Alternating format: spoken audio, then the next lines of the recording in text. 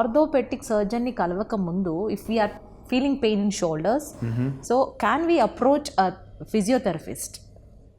ఒకటండి, physiotherapy has a big role in shoulder issues, కానీ we need to know what exactly to do, root cause, the cause of it. ఇప్పుడు అన్నిటిలో మనకు pain అనేది common, కానీ examination చేస్తే మనం మూమెంట్స్తో రిలేట్ చేసుకుంటాం అనమాట. సో పెయిన్ మూమెంట్ రెండు కలిపి అసోసియేటెడ్గా రిస్ట్రిక్ట్ అయ్యి ఉన్నాయా అంటే frozen shoulder. Pain movement weakness కూడా ఉందా అంటే అప్పుడు కఫ్ టేర్ అనమాట. అంటే ఈ మూమెంట్లో కూడా యాక్టివ్ మూమెంట్ ఉంటుంది, ప్యాసివ్ మూమెంట్ ఉంటుంది. యాక్టివ్ అంటే మనంతటా మనం లేపేది, ప్యాసివ్ అంటే పక్కన వాళ్ళు పట్టుకొని లేపేది అనమాట. సో పక్కన వాళ్ళు పెట్టుకొని లేపినప్పుడు మనకు ఫుల్ మూమెంట్ వచ్చింది అనుకోండి, అది ఫ్రోజన్ షోల్డర్ కాదు. So that is cuff tear అనమాట.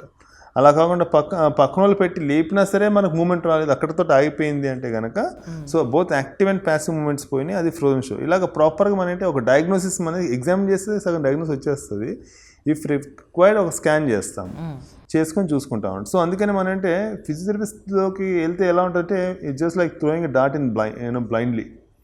దానికన్నా మనం ప్రాపర్ ఒకసారి డయాగ్నోస్ చేసుకొని దానికి రీజన్ ఏంటో చూసుకొని నెగ్లెక్ట్ చేయకుండా ఆ డయాగ్నోస్ అయిపోయినాక దాన్ని వాడుకున్నామంటే మనం కంప్లీట్ యూజ్ చేసుకున్నట్టు ఉంటుంది అనమాట.